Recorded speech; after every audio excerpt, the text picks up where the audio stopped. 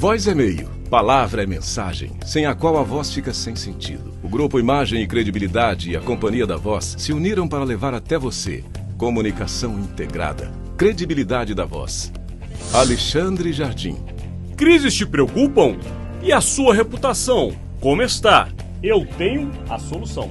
Rodolfo Lago. Você entende como as decisões são tomadas neste país? Te ajuda a escrever como os melhores jornalistas. Luiz Ximenes. Você já se ouviu gravado? Quer melhorar? Vem pra cá que eu te ajudo. Alexandre Mota. Sem saber qual caminho percorrer, te ajudo a estruturar sua empresa e seus projetos. Estevão Damásio. Use o poder do rádio e dos podcasts para passar a sua mensagem. Pode contar comigo. Profissionais da voz e da palavra em uma fábrica de podcasts, entrevistas, cursos, treinamentos e consultorias e conteúdos que irão contribuir na sua tomada de decisão. Soluções em comunicação. Credibilidade da Voz. Uma parceria dos grupos Imagem, Credibilidade e Companhia da Voz. Olá, estamos começando o podcast semanal do Imagem e Credibilidade, junto com o Jornal de Brasília, o grande jornal da capital do país, que justamente hoje traz para nós aqui a presença do nosso colega, o editor-chefe do Jornal de Brasília Online, Lindauro Gomes, para justamente conosco, eu e Rodolfo Lago, levarmos até você um pouco da análise do que acontece nessa cidade. Brasília é uma cidade bem difícil de se analisar, mas depois de muito tempo aqui nessa cidade, nós fazemos um esforço diário, seguidor, para tentar lhe explicar o que às vezes parece inexplicável aos seres humanos normais. Mas a política é assim. Ela tem meandros que nem todo mundo entende, mas a gente já está há algum tempo observando para tentar explicar. E assim começamos, então, lembrando a vocês, essa gravação ocorre sempre às sextas-feiras. Vocês estarão vendo esse conteúdo amanhã, que é sábado, provavelmente dia 30, né, ou até 31 de outubro, chegando ao final do mês, mas hoje é dia 29, sexta-feira. Então vamos lá, dando as boas-vindas, Rodolfo Lago, ao nosso colega, também jornalista e, claro, uma pessoa que faz a cidade ser bem informada, porque, afinal de contas, o Jornal de Brasília leva informações não só do poder e da política, mas também da cidade administrativa. E aí, Lindauro, seja bem-vindo mais uma vez a esse espaço. Obrigado, Alexandre, um prazer estar aqui com vocês, Rodolfo, meu grande amigo, aliás, vocês grandes parceiros aqui do Jornal de Brasília, através do Imagem e Credibilidade. Saudações fraternas a todos vocês que nos acompanham através do Imagem e Credibilidade e também pelo jornaldebrasilia.com.br, como Alexandre bem disse, o ponto de encontro da notícia. Opa, maravilha, melhor impossível. Então vamos começar falando de notícia.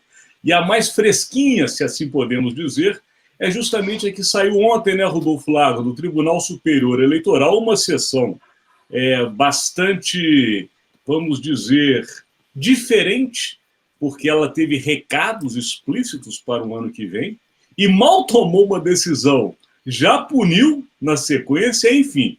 Foi uma sessão que realmente marcou a história, porque nela ficou de fato agora definido e decidido que o que poderia impugnar a chapa vitoriosa nas últimas eleições, que era composta justamente pelo presidente Jair Bolsonaro e seu vice Hamilton Mourão, agora está arquivada de vez. Portanto, encerra-se a novela 2018 e abre-se oficialmente a temporada eleitoral de 22. A partir de agora, o jogo de fato começou. E nessa decisão, né, Rodolfo? Parece que até deputado bolsonarista já tomou uma lambada. Tá contigo, meu amigo.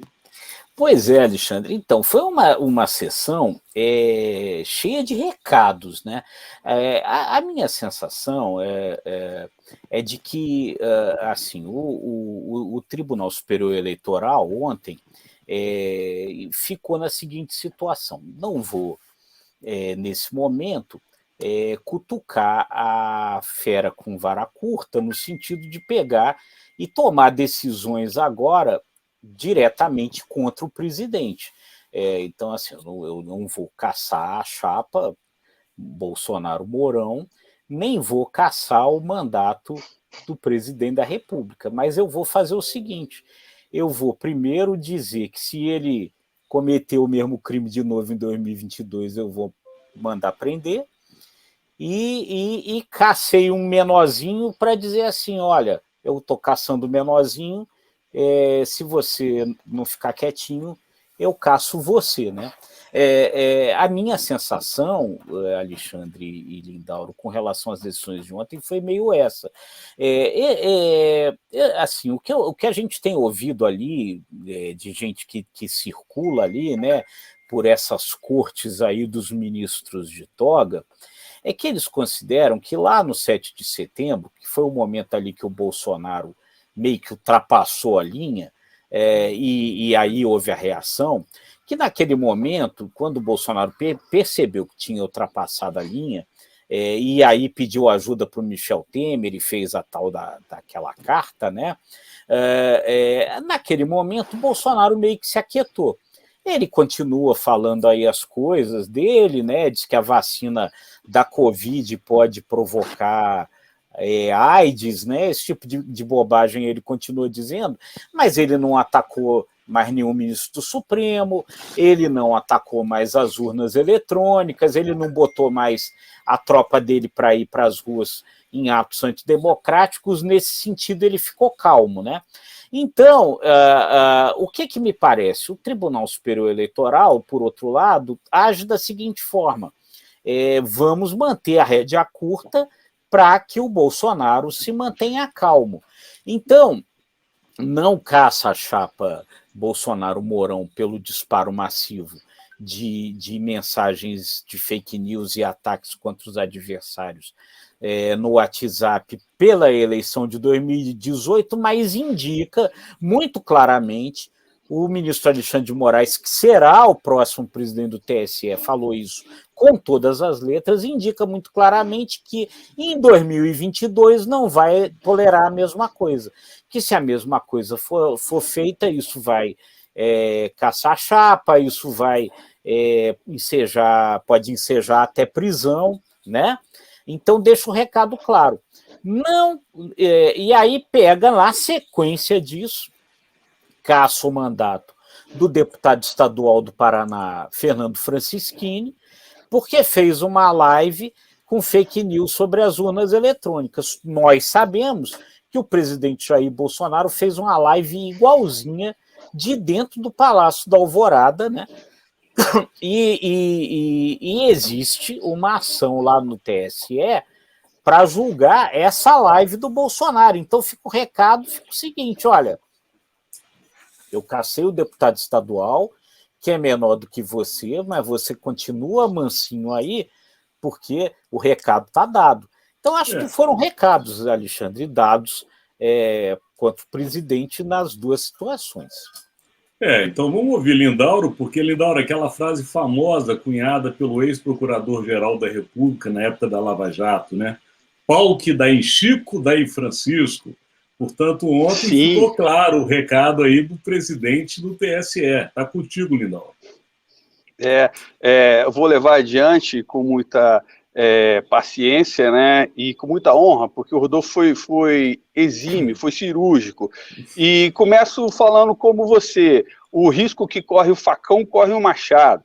Quando a gente fala de exemplos e de recados, e a gente fala de Fernando Francischini, para quem não sabe, o deputado federal, delegado da Polícia Federal, exímio conhecedor do submundo, da subinformação, participou ativamente da CPI dos bingos. Ele é um cidadão, um político que conhece já há muito tempo a força das massas, dos grupos, das redes sociais. Lindauro, se me permite, só ainda para juntar essas informações, ele também foi eleito o mais votado estadual do Paraná, e o filho dele, lembramos, era o ex-presidente da poderosa Comissão de Constituição e Justiça da Câmara até a última legislatura. Aí, volta aí. Exatamente. Então, é um recado claro. Não importa quem seja, o conhecimento que tenha e o poder também de administração das massas nas redes sociais. O tribunal deixou claro que vai agir. Agora, até onde, eu me pergunto, a justiça eleitoral está preparada? Quem conhece bem as redes sociais sabe que elas se manifestam de forma sorrateiras e de forma organizada, é um furacão. e ela vem varrendo tudo. E existem pessoas e existem situações que são preparadas para isso. Então, você tem, hoje, eu estava comentando com o Rodolfo aqui nos bastidores do nosso programa, que já existem políticos já se preparando para os disparos em massa. Já tem político contratando pessoas especialistas para disparo em massa. E, isso com certeza vai ser matéria do Jornal de Brasília. Estamos em apuração. E essa atuação, será que a Corte está preparada? Será que a Polícia Federal, sim, ela está preparada? Agora, o volume como isso faz, como se agiganta durante um pleito, é enorme, é enorme. O cidadão, ele vai ali em São Paulo, no centro de São Paulo, compra uma lista do Serasa ou do Caixa Tem e começa a disparo em massa para o Brasil inteiro. Então, espero, né, e creio que esse recado se torne realmente presente durante o pleito agora que nós vamos ter. Você tocou num ponto que para mim também chama muita atenção, é esse desafio que de fato o Tribunal Superior Eleitoral e os tribunais regionais eleitorais terão no ano que vem. Porque de fato a jurisprudência ontem foi criada. Existe a partir de agora uma regra que será observada. Agora, eleições gerais, né, meus amigos? Eleição para deputado, eleição para senador, eleição para governador, eleição para presidente.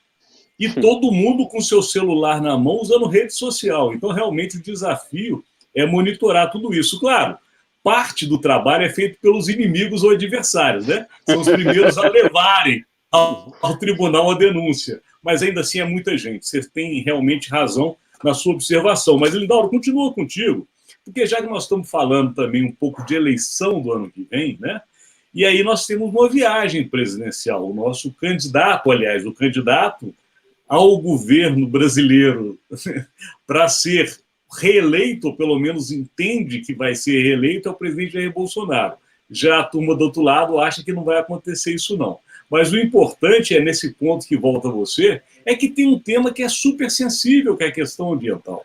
O mundo inteiro discute meio ambiente. O planeta inteiro fala das catástrofes, dos desastres. Os cientistas estão apresentando aí cenários catastróficos da gente não ter um planeta para viver em pouquíssimo tempo.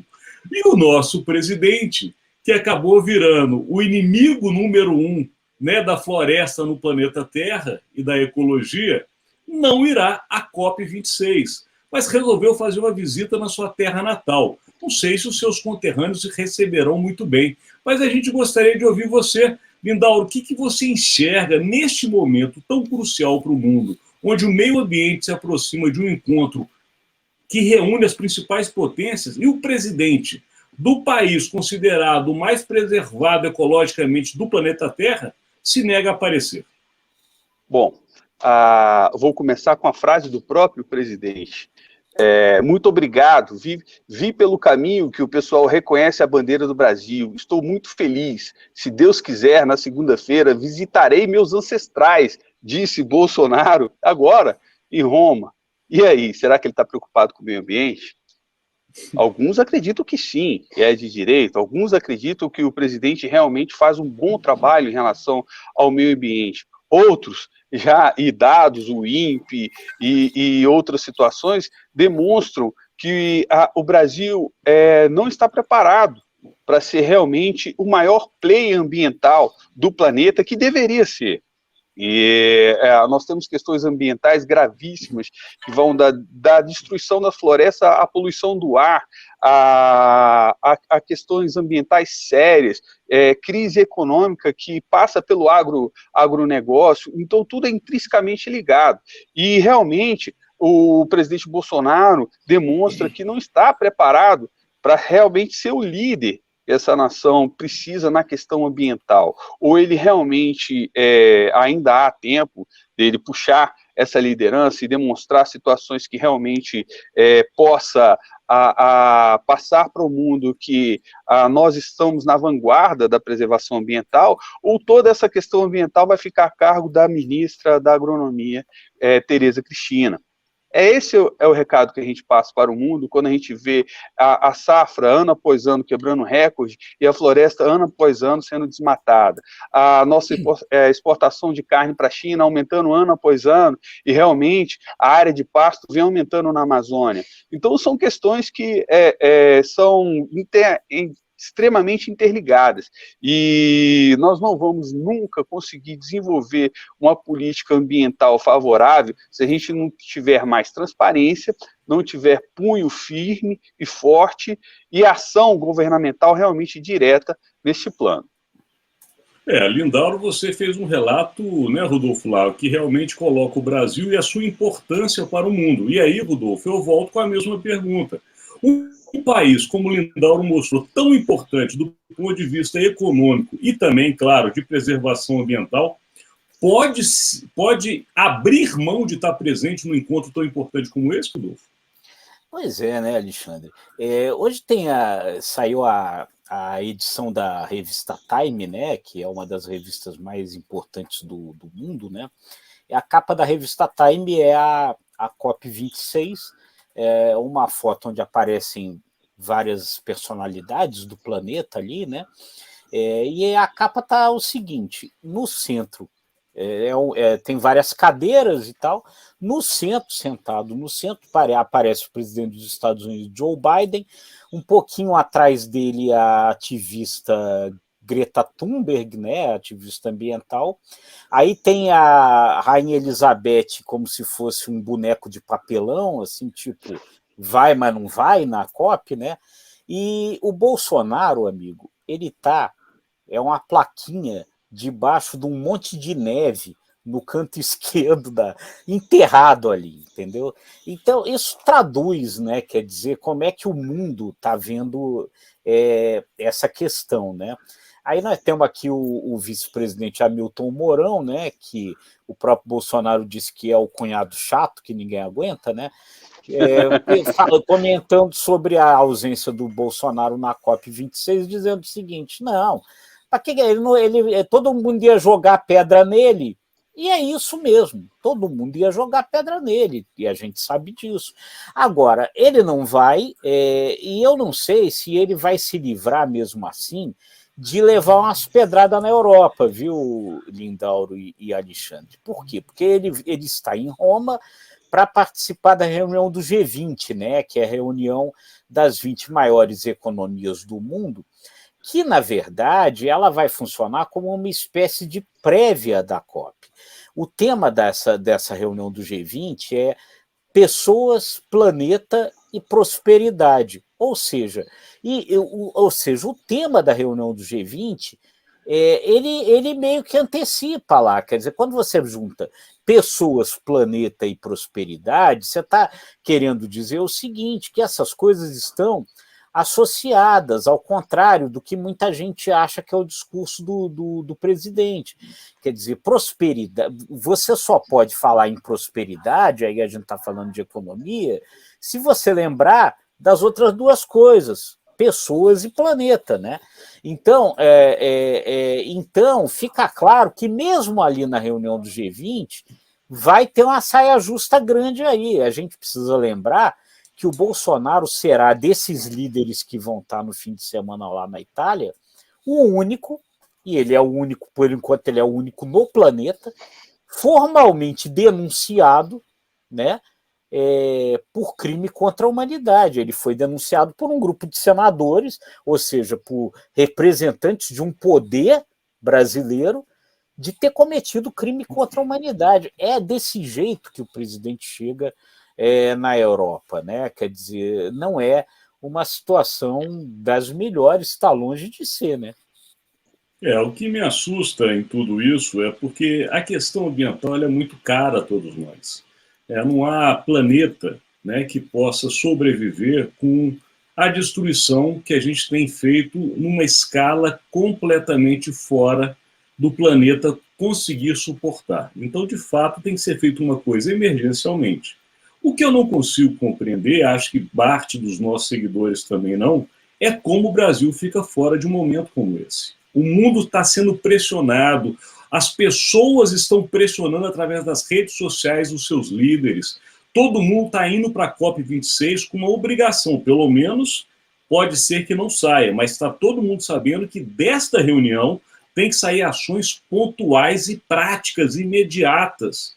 Como que um player do tamanho e da importância do Brasil, tendo a floresta amazônica, a agropecuária, os negócios relacionados às nossas safras agrícolas, a água, que nós temos as maiores fontes de reserva de água mineral do planeta, como que o país geopoliticamente posicionado como é o Brasil vai estar fora. Eu não consigo entender. Então vamos passar logo para outra pauta, porque essa realmente não tem como. E, aliás, só para terminar, desculpa, Lindauro, lembrando a questão de vice-presidente, Rodolfo, que você falou aí do Hamilton Mourão, eu acho que só 2 realmente no Brasil deram sossego aos seus presidentes, que foi o Marco Maciel, no caso do Fernando Henrique, e o Zé Alencar, no caso do Lula, porque vice realmente, no dia seguinte da posse, é o primeiro a te começar a atormentar. Mas vai lá, Lindauro.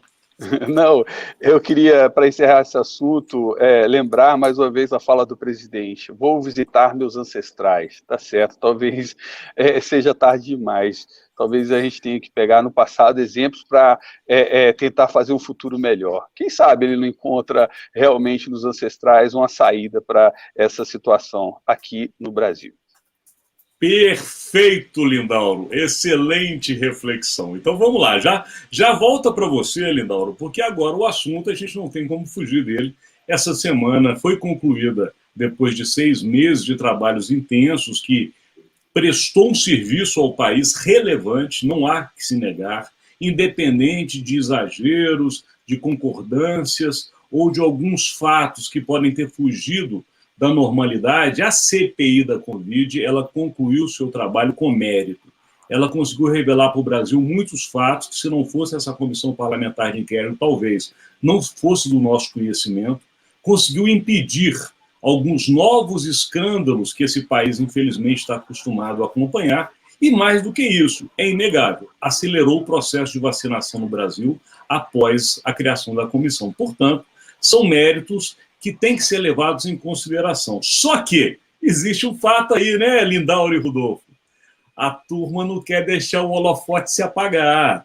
6 meses de exposição na mídia, todo mundo ocupando grande parte dos noticiários, comentários em redes sociais, conversas em família, em boteco, os caras não querem largar o holofote. E a forma de deixar esse holofote aceso, pelo menos até o próximo ano, é justamente fazer com que as consequências saiam dos órgãos de fiscalização e controle. É nesse sentido que eles estão trabalhando agora. E aí volta para Lindauro, claro, sempre com comentários de Rodolfo, para que vocês falem o que acontecerá daqui para frente. Porque, ao que tudo indica, a decisão para acontecer depende da PGR, a Procuradoria-Geral da República. É lá que a coisa vai acontecer. Se não sair de lá, a coisa pode morrer. E aí, Lindauro? Bom, vamos em parte. Esse assunto é muito interessante. Eu acho que o Brasil inteiro parou e viu, ouviu, entendeu. Ela acelerou realmente o processo de vacinação no Brasil. Mas, como você bem disse, são etapas, né? Nós estamos vendo que a CPI ela finalizou, mas ela não morreu. A CPI ela revelou e não acabou. Vou fazer de trás para frente. O Observatório da Pandemia foi criado ontem durante a sessão do plenário no Senado Federal, em que ainda se tem sob a ingerência do Omar Aziz, do Randolfo Rodrigues e do próprio Renan Calheiros. Esse é o holofote seguinte. Já que você estava falando em holofote, me permita dizer que não houve realmente esse apagar das luzes, e esse observatório ele serve justamente para isso, para não deixar morrer o assunto, para que se tenha holofote e se tenha discussão na mídia. Mas voltando ao Aras, agora eu vou fazer uma leitura do meu pensamento, que diz que o Procurador-Geral da República ainda está em campanha para o STF. Isso é fato. Bastidores demonstram, através de jantares e conversas, que Augusto Aras ainda sonha com a cadeira no Supremo Tribunal Federal. Diante disso, ele também tem os olhos da sociedade e da política nacional voltados para ele em relação se ele vai tomar atitudes ou não daquilo que chegar em mãos da Procuradoria.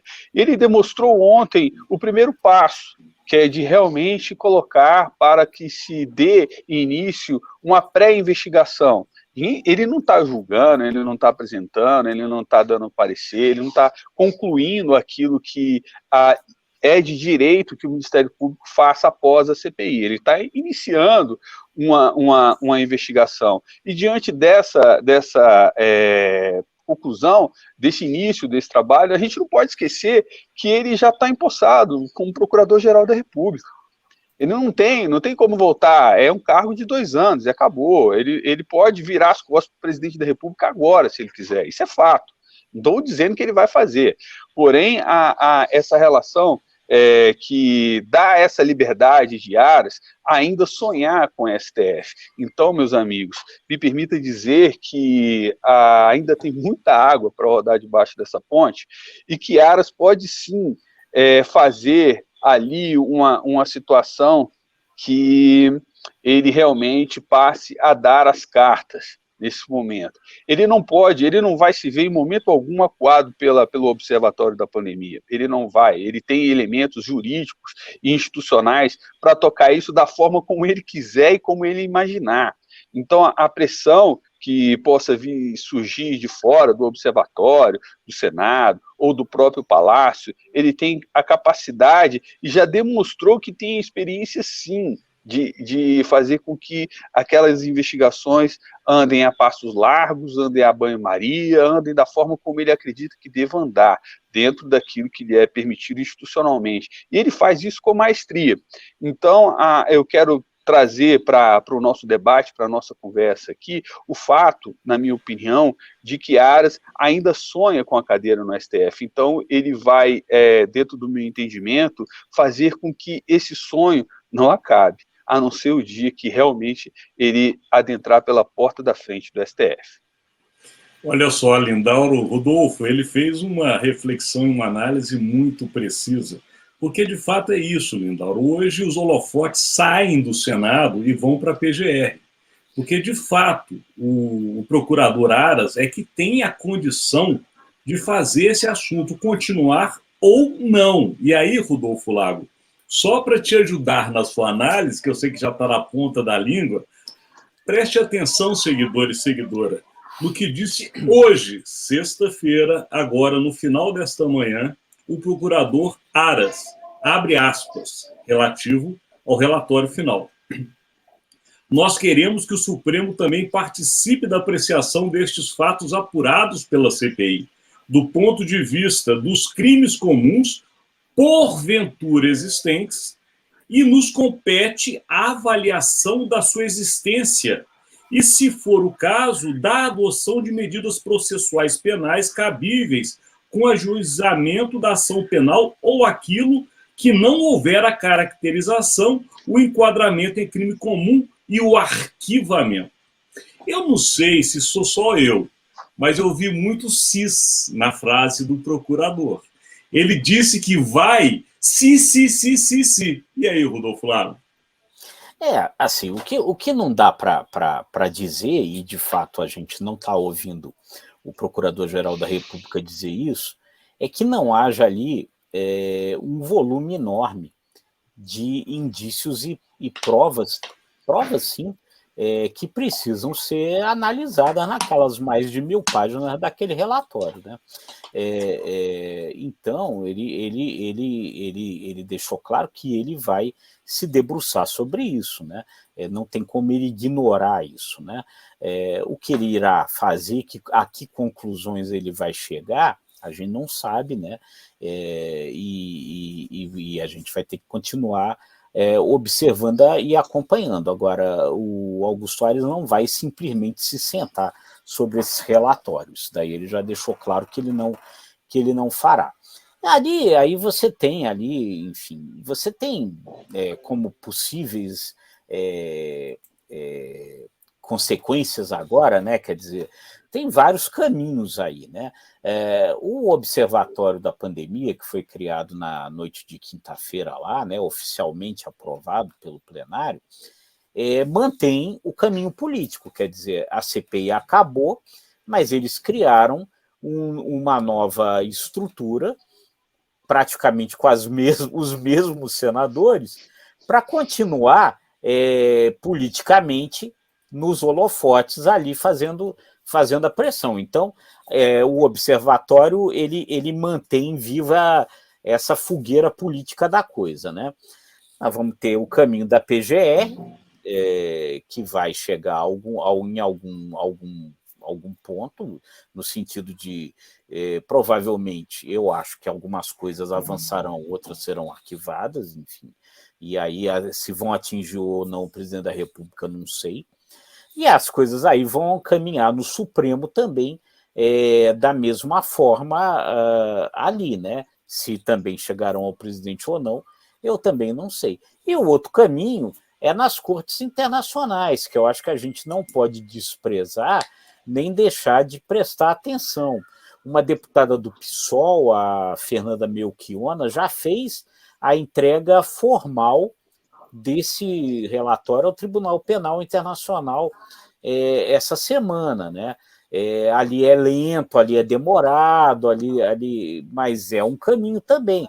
E você tem os comitês de direitos humanos, tanto da ONU quanto ligado ao continente americano, né? A Corte Interamericana de Direitos Humanos e a Corte Internacional de Direitos Humanos, que também pode se manifestar.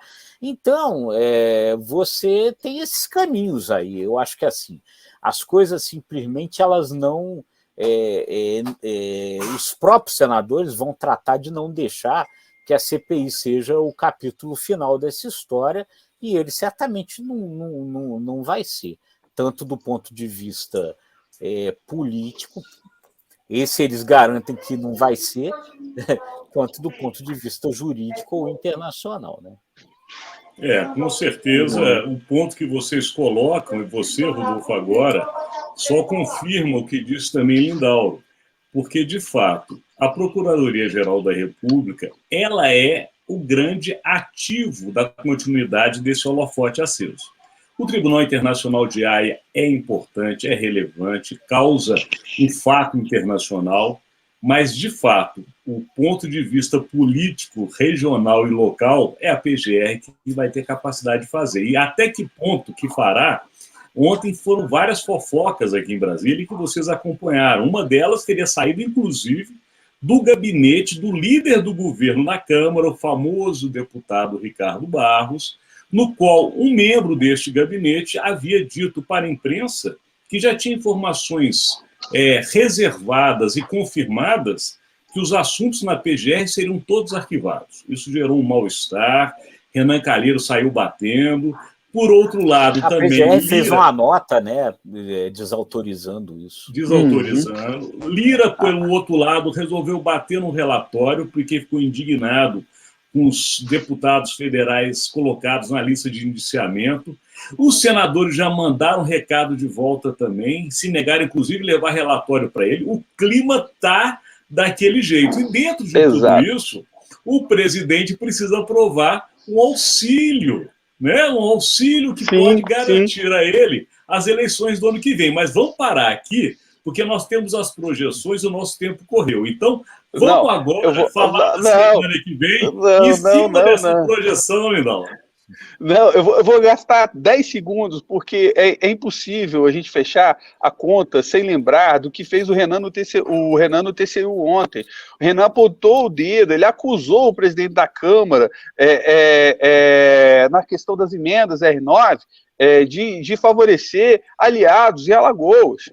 Então tem muita água. Pela primeira vez, o relator da CPI, senador Renan Calheiros, numa questão paroquial ou não, ele apontou o dedo para o presidente da Câmara, Arthur Lira, e acusou o presidente da Câmara, Arthur Lira, de aparelhar o Ministério da Saúde através do PP. Então, isso passou batido por muita gente, mas é uma situação gravíssima. Eu não podia deixar de falar sobre essa situação, porque essa briga está longe de terminar. Aliás, ela termina nas próximas eleições, no abrir das urnas. Lembrando aos nossos seguidores que Renan Calheiros e Arthur Lira são parlamentares eleitos pelo mesmo estado, que é Alagoas. Vamos lá, Rodolfo Lago. Projeções da próxima semana, meu amigo. Bom, eu vou ficar na COP26, né? Enquanto o presidente vai estar lá na cidade dos seus antepassados, né? Anguilera Veneta, lá em Glasgow, na Escócia, a COP26 vai estar acontecendo. O presidente não estará lá, mas estará, porque certamente o Brasil vai ser tema da reunião em muitos momentos. Então, eu acho que a semana se marca aí pela COP26. Perfeito. Da projeção, então, de Rodolfo Lago para a sua projeção, Lindauro Gomes. Bom, minha projeção, não sou mãe de Ná, porém acredito que vai ser banho-maria, exatamente. Em terras tupiniquins vai ser a calmaria diante do feriado, né, do feriadão, todo mundo relembrando seus entes queridos que foram ou não nessa pandemia, e inclusive a nossa solidariedade a todos vocês que passaram dessa maneira por esse choque traumático, né, que esse feriado de reflexões políticas internacionais sirvam aqui dentro do nosso país também para reflexões caseiras que nos tornem pessoas melhores, ou seja, vacina sim, vacina no braço, reflitam e vamos em frente, porque muita coisa há de acontecer.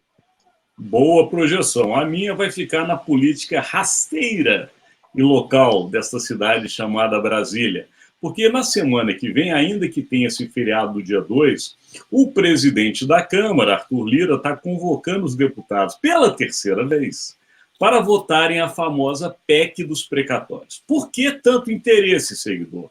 A PEC dos precatórios é o teste que o governo precisa para saber se ainda tem apoio dentro da Câmara. No Senado a gente já sabe que a situação é outra. Mas a Câmara era o fiel da balança. E agora é um assunto de interesse total do governo. Por quê? Porque essa PEC dos precatórios carrega alguns jabutis, como a gente gosta de falar em Brasília. E entre esses jabutis está a possibilidade de abrir um bonaco no orçamento federal para o pagamento do famoso Auxílio Brasil, que pode seguir de R$ 400 a R$ 500 e ainda ser ampliado para outras categorias profissionais. Enfim, é o baú de benesses às vésperas das eleições de 2022 e essa é a minha projeção. Olho atento à Câmara dos Deputados nessa votação. Segundo Lira, ela vai acontecer após o feriado e nós vamos acompanhar. Chegamos ao final deste nosso conteúdo que é o podcast Imagem e Credibilidade Jornal de Brasília, feito semanalmente para você, sempre nesta visão de levar a análise dos principais fatos. Lembrando a vocês, seguidores e seguidoras, nós não temos condição de falar de tudo o que acontece nessa cidade, mas diariamente a gente fala. Então, se você tem este conteúdo aos sábados para pegar um geralzão e se preparar para a semana, de segunda a sexta você tem um conteúdo relacionado ao fato mais importante do dia, que eu e Rodolfo Lago sempre fazemos. Lembrando a vocês, às sextas-feiras é um bate-papo, é um jogo duplo. Eu e ele, ao mesmo tempo, analisando a semana que terminou. E chegamos, então, ao final deste conteúdo, agradecendo a presença do nosso colega, jornalista Lindauro Gomes, editor-chefe do Jornal de Brasília Online, e também, claro, do meu parceiro Rodolfo Lago, a quem eu passo a bola para fechar esse momento. Um abraço a todos vocês. Está contigo, Rodolfo. Não, a gente agradece demais, meu amigo, meu querido amigo Lindauro. Foi muito legal revê-lo, né, e a gente bater essa bola aqui. E é isso. E aí convido a todos, né, para ver os programas do Imagem e Credibilidade no YouTube, no ICTV, e acompanhar também tudo o JBR News diariamente. O JBR News e tudo mais de notícias importantes aí que o Lindauro edita e publica e coloca no ar aí no site do jornaldebrasilia.com.br.